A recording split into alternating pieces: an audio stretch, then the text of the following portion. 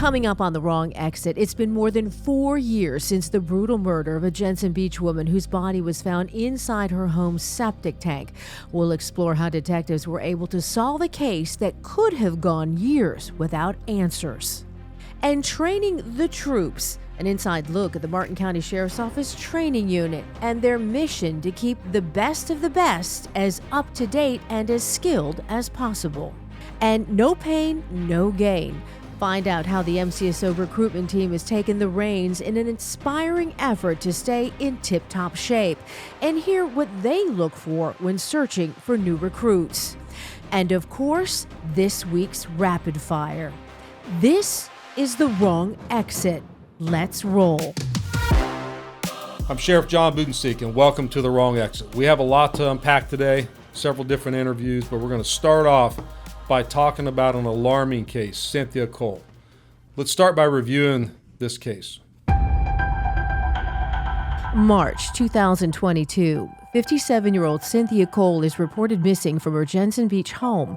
When friends grow concerned after not seeing or hearing from her for days, they contact the Martin County Sheriff's Office, and the search begins.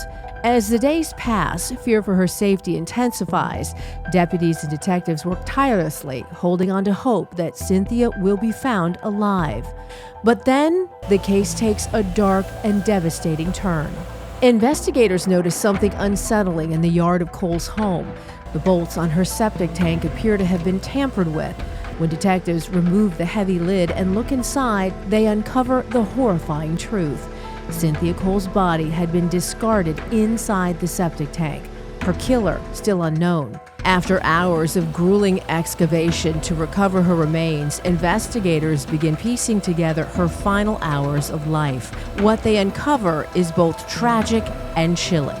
In the end, her murderer is identified as 21-year-old Keoki Demik, a transient Cynthia had befriended, someone she had tried to help by giving him odd jobs. Detectives determined that Demik lay in wait for her one evening as she returned home. He forced his way inside, launched a brutal attack, and spent hours sexually assaulting her before killing her. In an attempt to conceal the crime, he disposed of her body in the septic tank. Keoki Demik was ultimately charged with second-degree murder, bringing answers to the mystery of Cynthia Cole's disappearance. But while the case was solved, the shockwaves remain. A community was left stunned, friends were left grieving, and many were left asking the same haunting question. How could anyone harm a kind, compassionate woman whose only mistake was trying to help someone in need?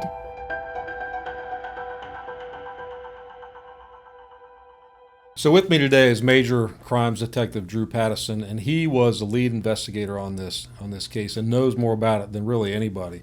So Drew, welcome. Thank you, Sheriff. So Detective, tell us how the Sheriff's Office first became involved in this case. Where did this case start? And then we'll kind of talk chronologically through the case as we go through this interview. Okay. A good friend of the victim, Cynthia Cole, she made a missing person report to the Sheriff's Office. I received the report itself on March 2nd, 2022, and I was told that the victim had not been seen or heard from since about a week prior, and that her normal contact with her friends and family, and specifically her social media routine, had just suddenly and abruptly ended. So at that point, of course, you work a lot of missing persons cases, and then we find them, and nothing alarming has really happened. At that point, how did you feel? What did you think was going to happen? The alarm bells were ringing pretty much from the go. Just the way the complainant described the circumstances of her not having contact with anybody. We get lots of missing persons cases, and a lot of times they're just somewhere they don't want to talk to their normal friends and family. This seemed different, though, especially with the social media change. So as a detective, what did you do? You have this piece of paper in front of you. You read it. What do you do? I start making contact with the woman that made the report. I start talking to her and try to get additional people that she thinks are also good source of information for Cynthia Cole and her lifestyle. So tell me about Cynthia. Did she live alone? Did she have family members that were close by? Cynthia she did live alone. She did have adult children that lived outside of the state. She was close with a lot of people in the community and was pretty religious and had lots of ties with a local church. So now we're reported that Cynthia's missing. You've talked to her friends. You've talked to the people around her. Her normal patterns of life are not taking place. You know she's a single lady. What do you do next? Where does the investigation go? So specifically, her friends point us to two men that were she had pretty common contact with them recently. Her house she was trying to turn into an Airbnb, and these were two handymen that would come over and help her try to set the place up for being a rental. So the two handymen that you were made aware of, what did you do with them? You had the information that they were just communicating with her or working for her, or how did that look? Yeah, so we were told that they were in regular contact with her, maybe even daily contact with her. So we went and talked to both of them. One of them, his name was James Garland, and he was very cooperative. He told us where he was. He hadn't even, according to him, and we were able to make sure that he was not lying to us, but he was out of state when Cynthia Cole, when the pattern of life suddenly changed.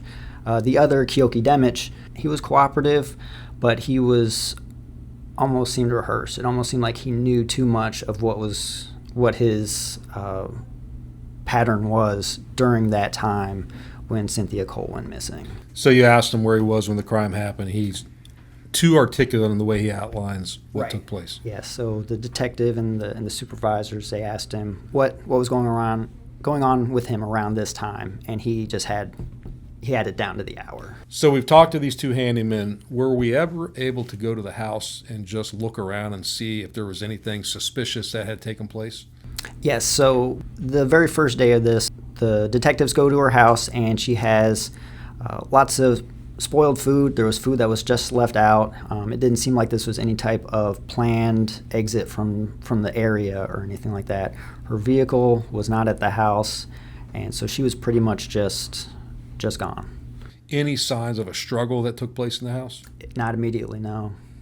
And then any blood or anything that would have led you to believe anything bad happened in the house? No, not immediately. Not immediately. So the car is missing. So what did you do with the car? I'm sure you tried to track it down at some rate. Yep. Yeah. And it did. It was a couple days later when we finally did find the vehicle, and it had been parked at a church parking lot in downtown Stewart. But in the meantime, obviously we have Keoki Demich, one of the supervisors, was looking through his phone. There was a pretty substantial, relatively speaking, Cash App transaction going from her account to his account in the middle of the night. Do you remember how much it was? Not exactly, but it was around, I want to say around maybe like 500, 750, something like that. And so when he's confronted with that, what does he say? He says that, I didn't want to talk about that transaction. I know she's missing, and she had sent me money for stuff that I was doing on the house, and I didn't want to tell you guys about it because it would seem suspicious. Let's go back to the car. I know the car was located close to where our suspect lived, right? Yes. Tell us about that. So the vehicle is located, I want to say it's maybe like a mile away from his house, definitely well within walking distance. We watched the car for a little bit just to see if there was any type of anybody else going to the car or anything like that. But there was a lot of dust and like tree debris and stuff like that on top of the car. So it seemed like it had just been sitting there for a while. So we didn't really count on anybody still to be using it. And no one did end up coming back. Did you ask him about the car? Yeah, eventually we did. What did he say? Initially, he said he didn't have anything to do with his car. In our final interview with him, he did admit to being at the house, taking the car at her request, and parking it over by the church. Well, there's a lot more to talk about, but we need to take a quick break. We'll be right back.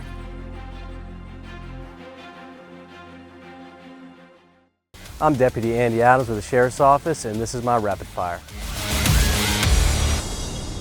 CrossFit or weights? Weights. Class A or Class B uniform? B. Early breakfast or late dinner? Early breakfast. Day shift or night shift? Day shift. Range or classroom? Range. Marine or aviation? Marine. Energy drink or coffee? Both. Tahoe or pickup? Pickup. Playlist or podcast? Playlist. K9 or SWAT? K9. And this is your rapid fire. And this is my rapid fire. Everybody have a great day.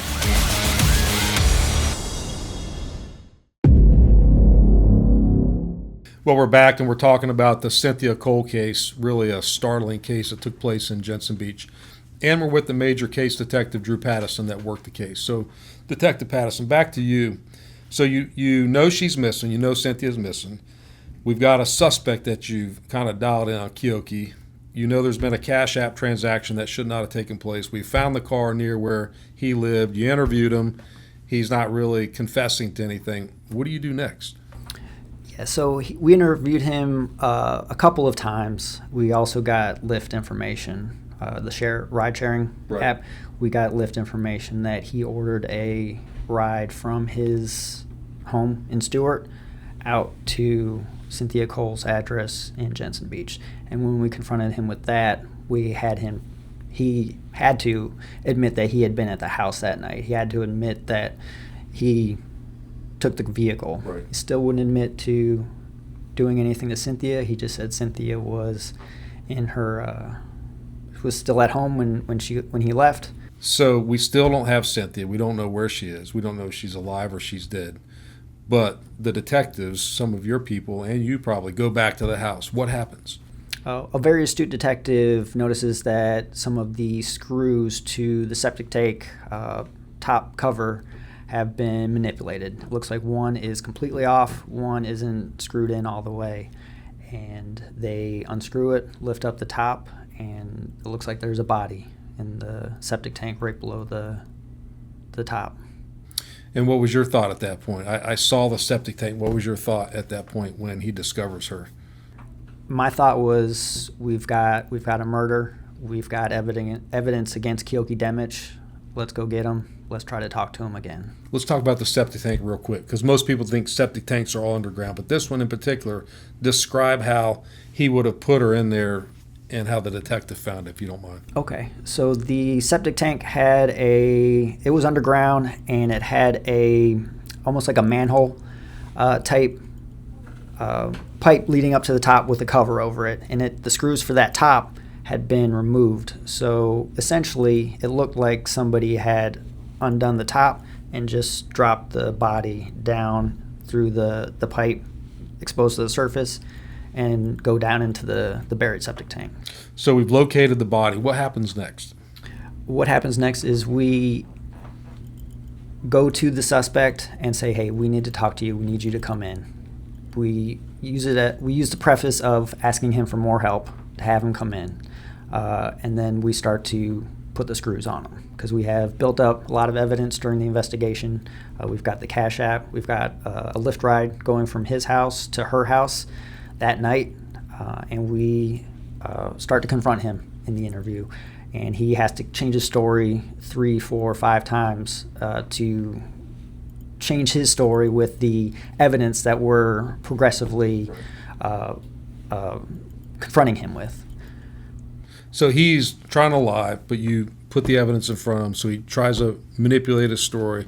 He's just playing games, trying to give you as much as he can to get by, but he thinks he's manipulating you, but in turn you're actually the one manipulating him at this point, right? Yep, we're hoping that he'll just keep building lies, and we've got an answer for every one of his lies, and then eventually he does ask for a lawyer.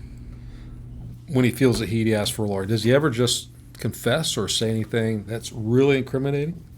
Not at first. Not at first. A lot of it was simply, you might want to call it circumstantial evidence that he was at the house the night that she disappeared, and he had lied about it all the way up to there. He had multiple Cash App charges, multiple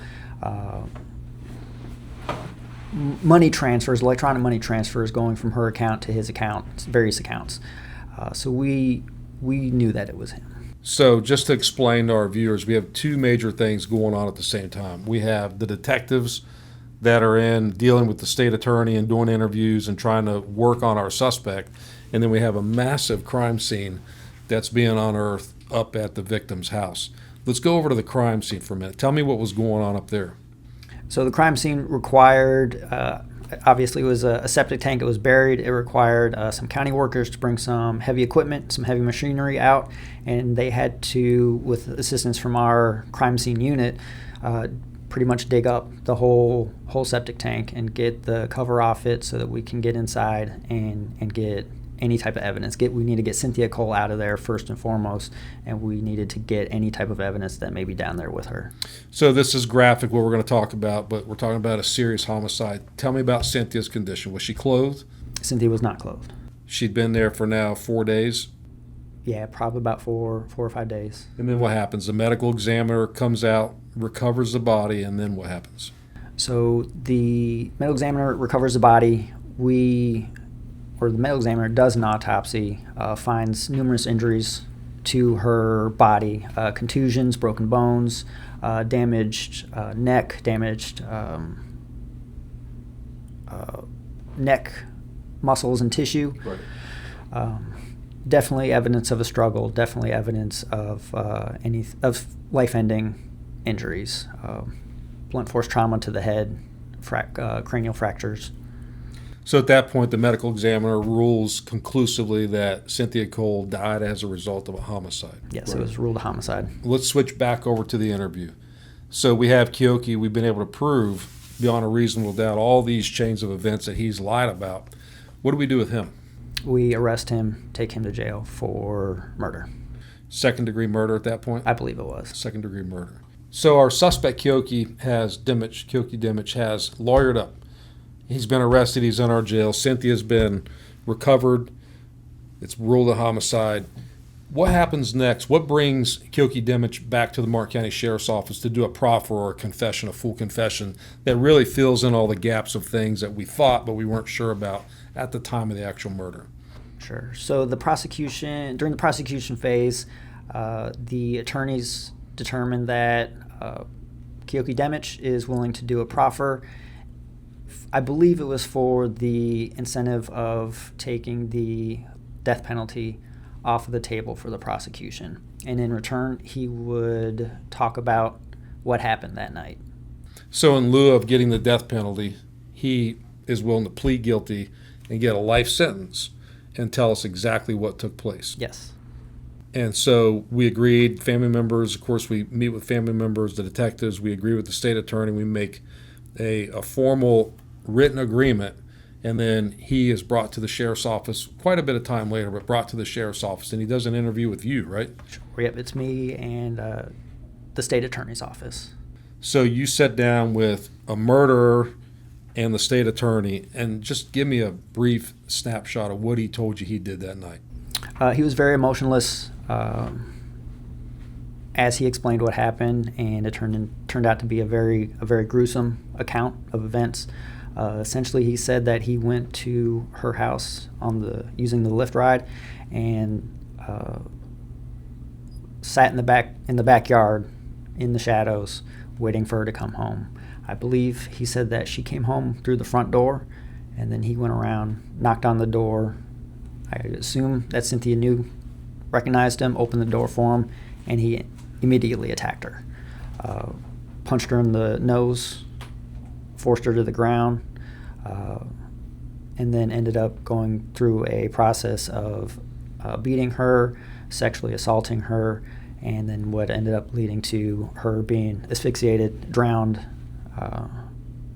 a couple hours into the incident, from what it seems from his timeline. So he confesses to being in the house with her for a couple of hours, and this really torture is what he's doing to her takes place for that period of time. Did he say why? He never really did say why. When you're interviewing him, you see a lot of these guys are just perverted, sick people. Did he seem excited when he was recounting the moments that he spent with her? He was pretty soulless, pretty lifeless during the account. You've been a detective for a really long time. Had Keoki not been arrested for this homicide, do you think he would have done it again? I believe so. He had all the signs of that stalker, serial killer mentality. You saw that in him? Yeah, just a lack of emotion, lack of any type of sympathy, lack of any type of empathy. It seemed like it was, in his mind, it was what he wanted, what was important. A senseless death. Senseless death. Of course. So He confesses, he proffers to you. Where is he now? Has he been shipped off?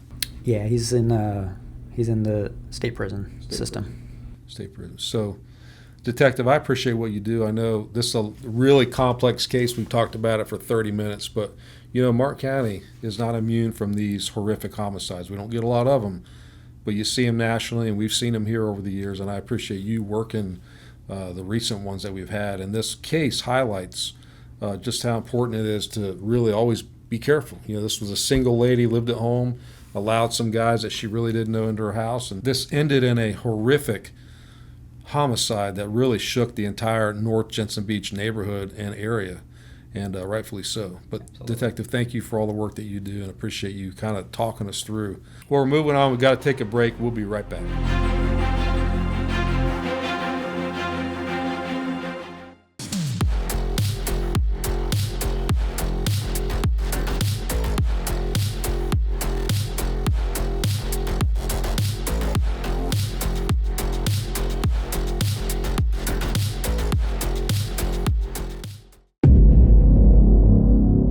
Well, welcome back to The Wrong Exit. We're going to transition now to an extremely important unit within the Martin County Sheriff's Office, and that's our training unit. With us today is Sergeant Tim Baltese, who is in charge of running our training unit. And Sarge, welcome. Thank you for taking the time to be here today. Thank you for having me, Sheriff. Glad to be here. Sarge, we're going to key up some videos. If you can just kind of talk us through what we're looking at, and then at the end we'll kind of talk a lot more about your function and how important you are to the Martin County Sheriff's Office. Sure thing. Yep, so what you're seeing here, Sheriff, this was our active shooter scenario training that we do annually here at the Martin County Sheriff's Office, and we're doing it at one of our local elementary schools. So, obviously, active shooter, active assailant is a big deal in law enforcement as a whole. You've seen these school shootings. Is there a way to properly prepare, or ever be truly prepared for the worst case scenario? Yes, for us here at the Sheriff's Office, we take preparation and training as a big deal, and to better equip our officers to respond at the schools. And we integrate that with our Martin County public school system as well, so that we're all pretty much on the same page if the time ever comes. So what are we doing here? We're in the school during the summer hours, allowed to really use that facility, really like real life, right? That's correct. And we're running a number of scenarios. We're running shoot, no shoot scenarios, scenarios where we may find children locked in a closet, so to speak. Everything that you could find from an active shooter scenario. People running out as innocents, and we're using our own role players because we believe human behavior gets the best response for our training. What's a shoot, no shoot scenario? What is that? So we know an active assailant. If you're a father, I'm a father. If I'm off duty and something's happening at our school, we're probably going to respond, I would say, and we could be in plainclothes. So our officers need to identify those people that are there at the school with weapons, and we have weapons too, and we're off duty. So we need to be able to identify the good guys and be able to identify them and not shoot them. So this training really allows our deputies to think ahead of time of what may transpire, train for it, and then be able to decipher quickly as they're going into these scenarios, because it could be a real scenario, it could be a false alarm. That's correct. So discretion is a huge thing here. So active assailant, have we had any false alarms here recently here in Martin County? We have had false alarms here at Martin County, and we just had one not too long ago at Martin County High School. So who all in the Martin County Sheriff's Office do you run through these scenarios? We run each and every sworn deputy through these scenarios. So it doesn't matter if it's an SRO, school resource officer, a SWAT guy, a Marine unit, road patrol, everybody that carries a gun goes through these scenarios? Everybody's going through these scenarios. Why is that? Because, again, we want to have full preparedness, and we want to make sure we are fully prepared to respond. And not only that, we make sure that every single deputy out there has a key, master key to these schools, so they can get access to each and every school here in the county. So we're talking about schools, but this training doesn't only apply to a school scenario. It could be Walmart, it could be a church, it could be, you name the venue. We don't know where we're going to go. That's correct, and that's why we've trained over the years at different venues. We've used schools, we've used the Treasure Coast Mall, for example. We used 76 Golf World when it was up and running. So it doesn't matter the venue, it matters the tactics that are being trained. We're going to respond the same way regardless of what building or brick and mortar we're in, right? That's correct. All right, we're going to watch another training video here, and I think it's important so people can visualize what we're doing. You can see in this video there's a blue gun that he's got on his holster. They start off doing what? What are they doing here, Sarge? So this is weapon-based entanglement training. Again, FDLE standards, we do defensive tactics, but it's really on a basic level. We do transporters to a compliant subject, and then we do firearms training for a deadly force encounter. But the in-between is never really trained, and that's what you see here is the in-between. When you're dealing with somebody on the street, it happens to go bad. We're officers, we introduce a weapon to every single encounter. So we got to know how to retain that weapon and how to properly deploy that weapon if we're in a weapon-based entanglement here. So the guy with the blue gun is a law enforcement officer, and he's basically fighting for his life, right? He's fighting to keep that gun retained. He's fighting to keep it from getting used against him. He's fighting to subdue our suspect if he can pull it off, right? That's correct. And if anything, to at least keep that weapon holstered until help comes. So in this scenario, this is a likely scenario, unfortunately, for our deputies to be on the ground in a fight. That happens often at the sheriff's office. So how do you prepare a syllabus or train our guys without hurting them, but trying to get them real life experience on the ground or fighting? So we like to bring the training here to the sheriff's office and then introduce it to each officer here that wants to partake in this kind of training. We know that there are times, you and I both worked in narcotics back in our career. We would go hands-on every single day with people. So this is a way for us to really learn how to train when things go really bad. So we get a fresh recruit out of the academy, comes to the Mark County Sheriff's Office. They've got the basic. We're going above and beyond anything that Florida Department of Law Enforcement requires. We're going and we're training them how to fight and be protective of themselves and others. 100%. And the biggest thing about that is understanding how to deploy a weapon in a scenario like that effectively to where we're not flagging that weapon with onlookers that are watching what's going on around us. So there's so much that goes into the training unit. We're just hitting a few high spots. We've covered active shooter scenario, defensive tactics.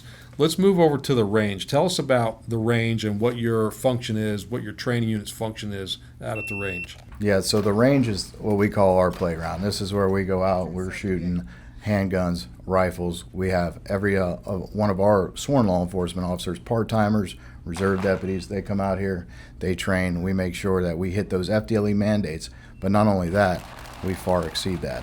Our unit's comprised of, we got myself, 5 corporals, one of them being a correction corporal, but between all of us, there's 100 years of experience, over 25,000 hours of advanced training, and most of that team is SWAT guys, seasoned SWAT guys. So we like to bring that knowledge to the range, and we're training everybody from your basic deputy that just came out of the basic law enforcement academy all the way up to SWAT guys. So we're looking at a bunch of men and women standing on a firing line, shooting at turning targets. What are they doing?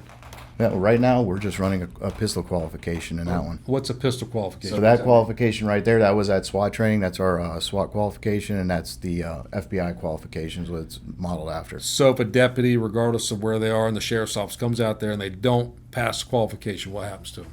So we take them offline. The FDLE standard, we go ahead and on even years, we hit the FDLE standard for the pistol qualification, and then in odd years we do our sheriff's office mandated pistol qualification. You take them offline, what's that mean? That means, we take their gun and car from them and send them home for a day. They come on back and try and requalify, because at that point, if they don't make the qualification, then they're not fit to be on the road for the citizens of this county. We got to take a short break. We'll be right back. Hi, I'm Deputy Gardenia, and this is my rapid fire.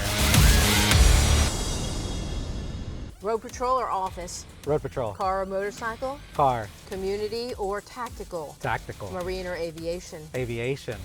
Drone or helicopter? Helicopter. Crime center, dispatch? Crime center. Sunset or sunrise? Sunrise. Tater tots or sweet potato Tater fries? tots. Romance or horror movie? Romance. Scooter or rollerblade? Scooter. And that is your rapid fire. That was my rapid fire. Thank you.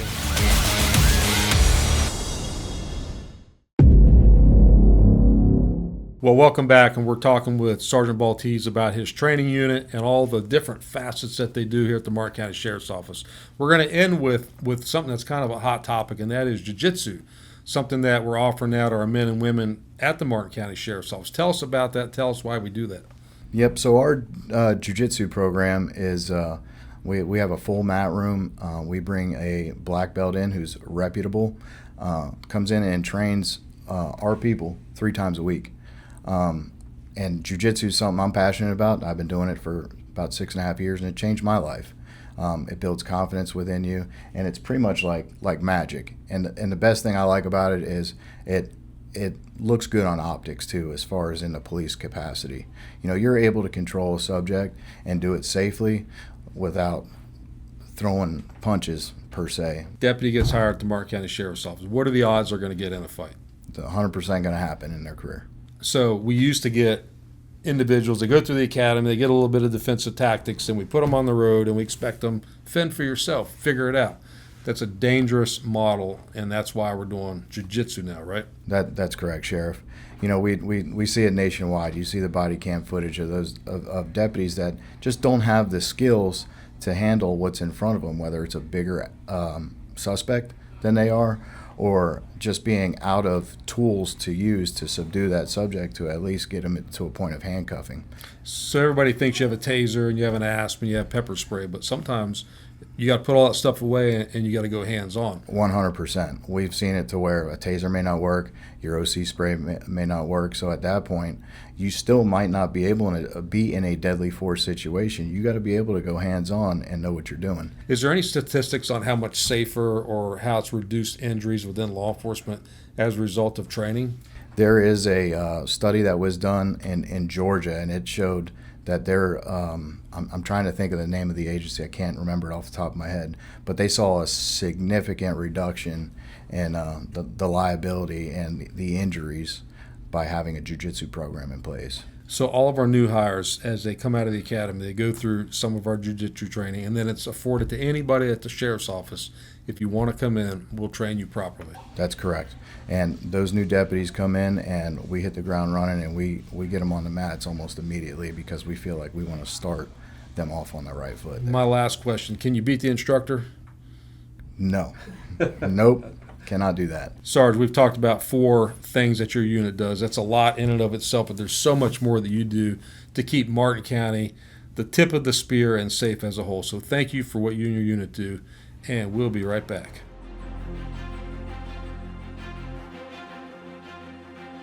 We're here today doing initial rescue operator training with the Martin County Fire Rescue SRT Special Response Team. The purpose of this training is anytime we do a hoist operation, we need at least a pilot in command, a hoist operator, and then a third rescue operator to be inserted into a scene to potentially provide medical attention to the subject in need and then get extracted from the scene. It's going to be very beneficial to the community that we're serving to have highly trained SRT fire rescue medics to be able to insert in, provide proper medical attention, and then get them extracted safely. We rock, we rock, we rock, we rock, we flying up, we taking off, we flying up, we taking off, we flying up, we taking off, we flying up, we taking off. I'm flying, we winning, I'm flying, we winning, I'm flying, we winning, I'm flying, we winning. We flying up and we taking off, we flying up, we taking off, we flying up, we taking off, we flying up, we taking off, we flying up, we taking off. I'm flying, we winning, I'm flying, we winning. Well, welcome back to The Wrong Exit. And with me today is Detective Hakeem Taylor. He is one of our physical fitness experts at the Martin County Sheriff's Office. Detective, welcome. Thank you, sir. So, Detective, when I got hired 30 years ago, I've heard all the jokes. Bad cop, no donut. I heard about the coffee shops, but that really is not the culture of law enforcement. It's certainly not our culture anymore, is it? No, sir, it's not. I think with the addition of our new gym, the mindset of officers or deputies, law enforcement as a whole, to just be fit and prepared, whether that be in the gym, whether that be training a combat, any type of combat, whether that be eating right. I think the culture has changed a little bit, and I think it's for the best. When you look at the law enforcement use of force continuum, so that's the gamut of, I'll let you answer the first question, all the way through deadly force, what's the number one mark on the use of force continuum? That'd have to be officer Presence. So when you show up, you've got to look the part, right? Yes, sir. I mean, I try to work out and have my arms look like your arms. It hadn't worked out for me yet, but what do you do day in and day out, and what do you tell people to do to keep themselves at peak performance? Of course. So me personally, I've had a couple different variations of training. When I was younger, 19 years old, I did a lot of muscular endurance training. So your CrossFit style workouts, high intensity style workouts. As you know, I tore my Achilles back in 2021, put a little weight on, and the path of least resistance for me at that point was strength training. So hitting 1 rep maxes, big bench, squat, deadlift numbers. But then I wasn't comfortable. I didn't feel good. So I decided to change the way I trained, and I went for a lot of hypertrophy style workout. So that's just muscle growth. But in that, I have to do my cardio, zone 2 cardio, which we can talk about if you please, but zone 2 cardio, incline walks, to keep myself at a low body fat percentage, and the nutrition, like I said, is key. So let's talk about nutrition for a minute. And this is where cops really have a hard time, especially midnight shift guys. They deal with it constantly. They come to work at 6, they work till 6 the next morning.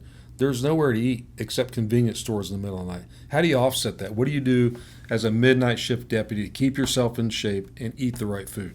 I would say get yourself a really big lunchbox. You're gonna have to meal prep, especially with the options that are out there. Now with the adoption of AI, artificial intelligence, you can kind of find things to eat, put it in AI. Hey, what can I get from Wawa that's macro friendly? But the best bet is to meal prep, get your whole foods, bring your protein powder, if you got to get some containers to just save some protein powder, some water, but just meal prepping is the best way to maintain good nutrition overnight shift. So Denny's doesn't cut it anymore? It's not working? If you get some eggs. But okay, so you've talked about your path. How are you coaching deputies on their path to success in the physical fitness world? Because not everybody's a natural athlete like you. Some people really have to work to lose weight. Some people really have to work to gain weight. How do you help people in that process? Well, I tell people every day. It seems like now, it's not gonna be overnight.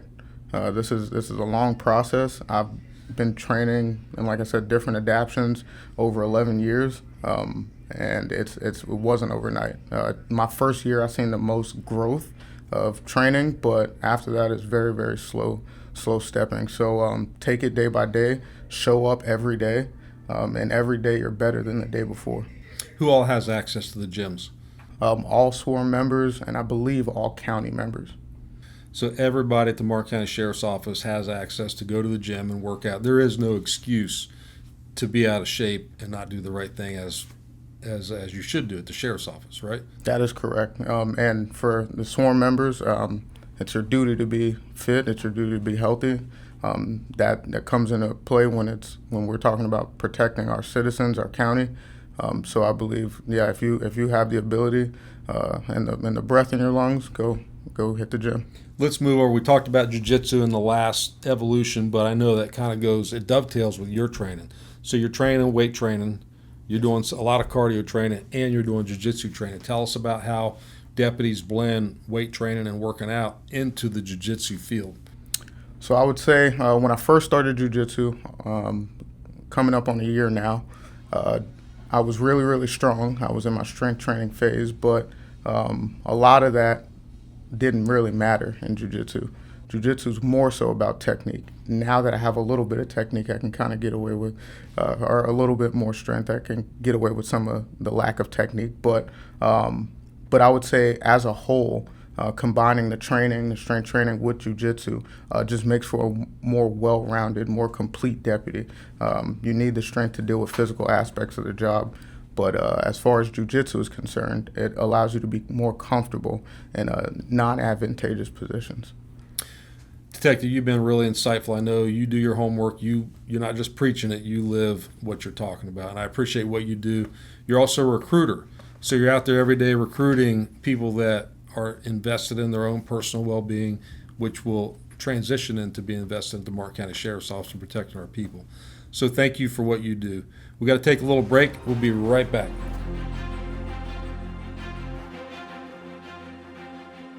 Behind these walls, our corrections deputies do far more than supervise. They problem solve, de-escalate, and maintain order in a place that demands constant vigilance. They work long hours, make critical decisions, and handle situations most will never experience. It's not always seen, it's not always understood, but it's essential. We recognize their professionalism, their dedication, and their commitment to your safety. I'm Sheriff John Budenseek. Help me thank our corrections team for what they do each and every day.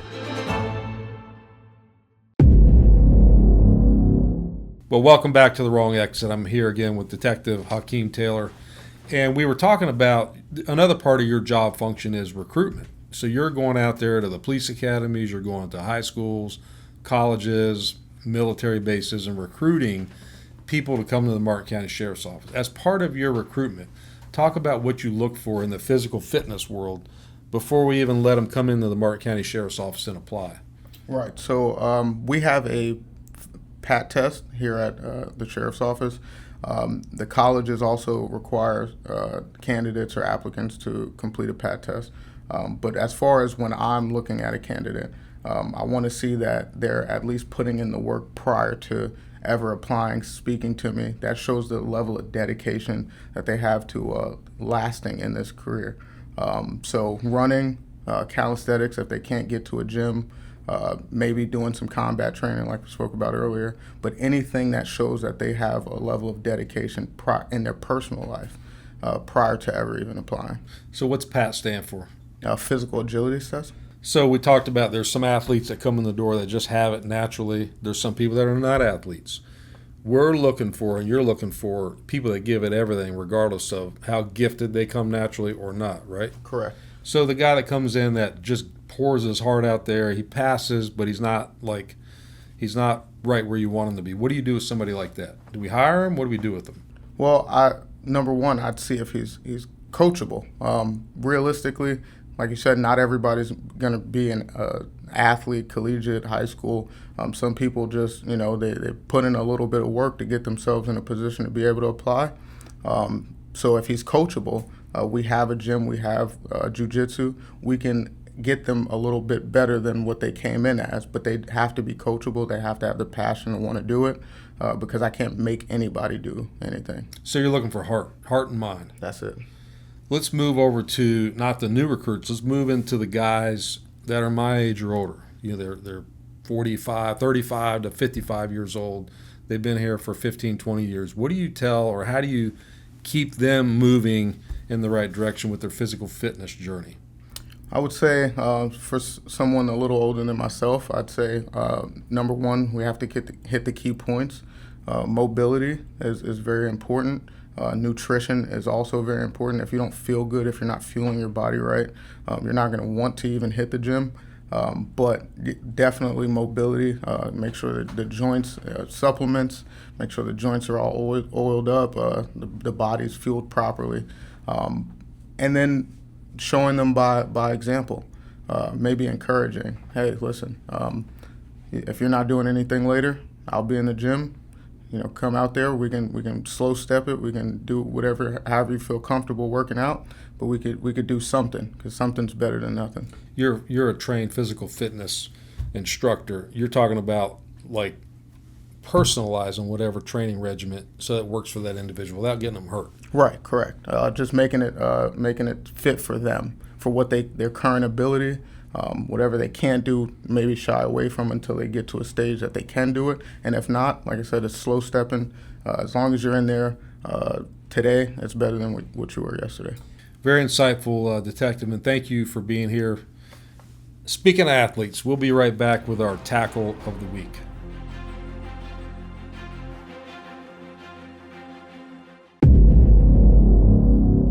What's that? Okay. Hey, put the stick down for me. No. Why You're not? not allowed to be here. Why are we I not? own this golf course. Hey, get back, buddy. Stick down. Get the f*** away from me. What are you doing, man? Put the stick. No. Put the stick down. All right. 5 dresser, team 231 on foot, stainless steel block.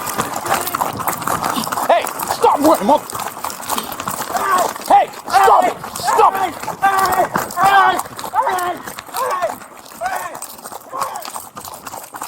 Stop it! Well, welcome back to The Wrong Exit. And we're going to close with one of our highlights.